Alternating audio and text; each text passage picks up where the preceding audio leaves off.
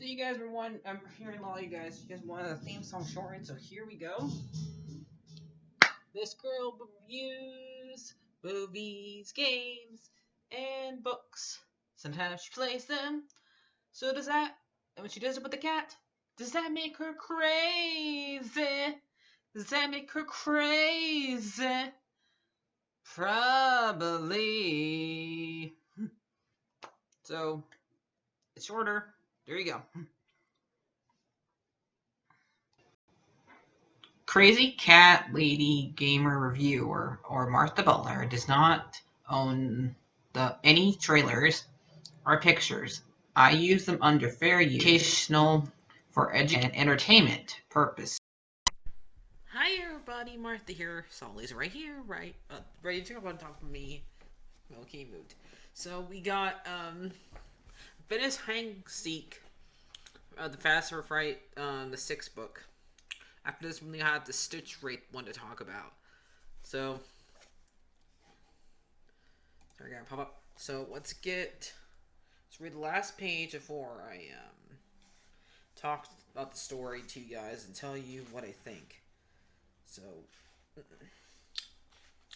Toby bit his bottom lip as familiar feeling spread over him. You see, he couldn't really get over the fact that the shadow had attached to him. That the shadow had played the ultimate cheat on Toby by making him hurt himself. By making him believe that he was going crazy just to he could win the freaking game. The shadow had wanted to win, and Toby had let it. Toby shut his eyes, tempting with anger. You thought you could beat me, he said. You thought you could turn me into my own sheet on me. Well, I got a surprise for you. I'm not a loser. You're a loser. You're the loser. He opened his eyes. He pressed down on the continue button with heated determined. Then determined his back onto the park mall. He felt shadow anger splash over him. A jaw tempted. Toby rushed backwards towards the peg where the tree supported it hanged and raked onto the stick. And the peg stabbed into his back. Toby's body stitched as he glanced. His toothpick dropped from his mouth, and he felt the darkness felt the shadow release. The darkness indeed fade away from him as it never existed. I won, he whispered, as the blood dripped from his mouth. He smiled right before he glanced. His eyes lamps closed. The interesting music restarted. Glimpsed into the speaker. Welcome to Hide and Seek. Enter your name and try to find Bonnie. And let's begin. So, what I gathered in this story, it's about a kid. It's about a kid that he's in high school. He also works at Finance Freddy's. I think he is one of the cooks. He works at the cooks as a restaurant, or he's a waitress. They don't really tell you specifically what he does. I just know he's not a security guard, because it looks like he's one of the people who just works there and cooks stuff, or maybe he orders food, gives him food. So, but he just does one of the several jobs that you do during the day. So, or after school. So, and before him, his older brother Connor worked there, and it would get all the high scores in the arcade games for him, and Toby would want to try to beat his brother and get a higher score than him in every single one of the games.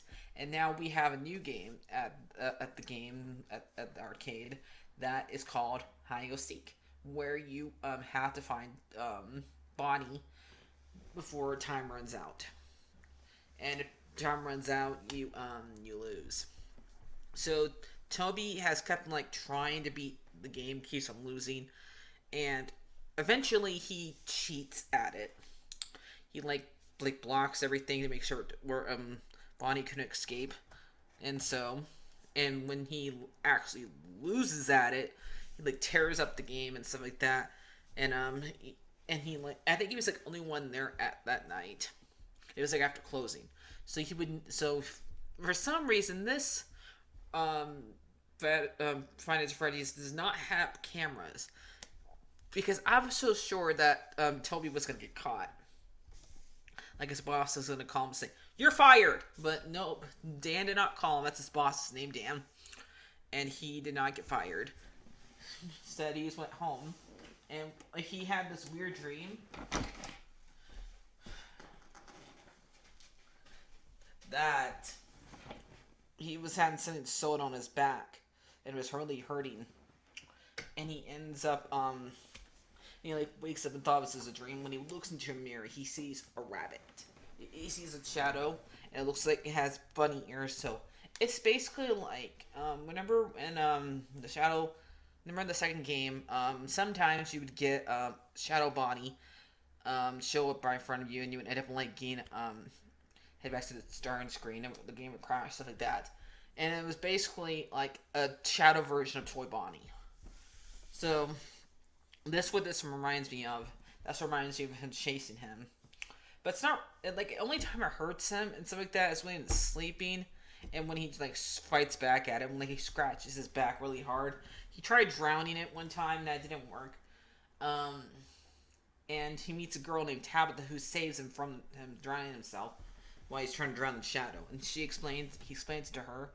She doesn't see it, but she does believe him, and also his friend Reggie, who he always sees at the arcade, and who never really leaves it for some reason. Well, sees a shadow, but he doesn't see like the ears part, but he knows that it's big.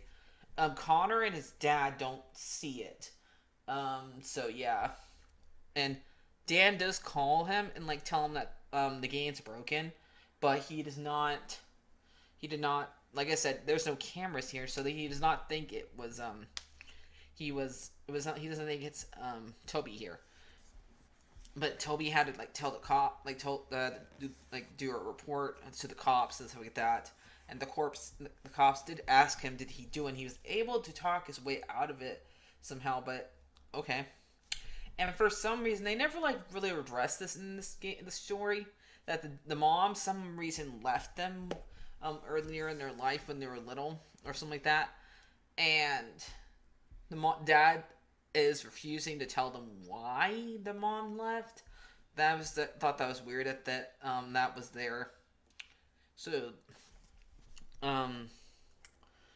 and so Toby finally realized after he realized that he has to just realize it's just a game, like stuff like don't like trying to stop trying to beat his brother, just because once his brother like starts saying, "I know you're sick, dude," and he says, and he finally told him about hide and go seek, is just try to hide and go seek the game from Connor, so Connor would not go and get the game, and that way he can actually beat the game before Connor knew about it. But Connor went to go and like say, "I'll do it. I'll beat it." But they said, "No, I'll beat it." Okay, fine. I'm fine. I'm tired of this. You're sick, and you don't even, and you still want to fight over me with all these dumb games about me beating you at them. He says, I'm done."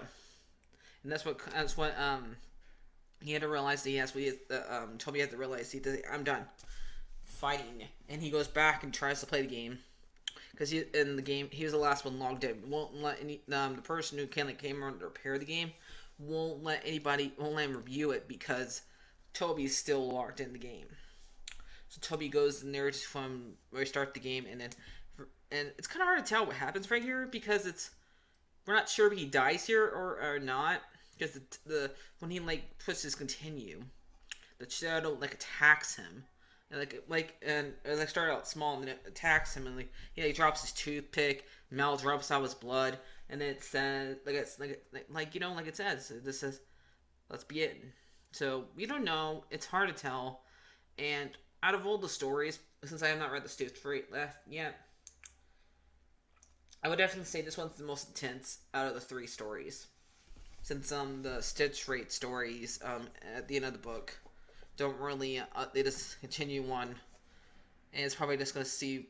We know how Jake got attached to the Stitch rate. Maybe the next story, 3 books, 3 stories in the next book will explain how Andrew got there. But I don't know. I mean, Blackbird was okay.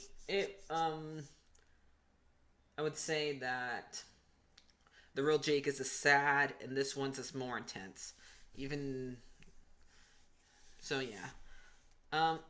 So I'm gonna give this story a 7 out of 10. So like I said, next time I'm gonna talk about it's just a straight story. So I'll see you guys later. Like, share, and subscribe, and bye bye.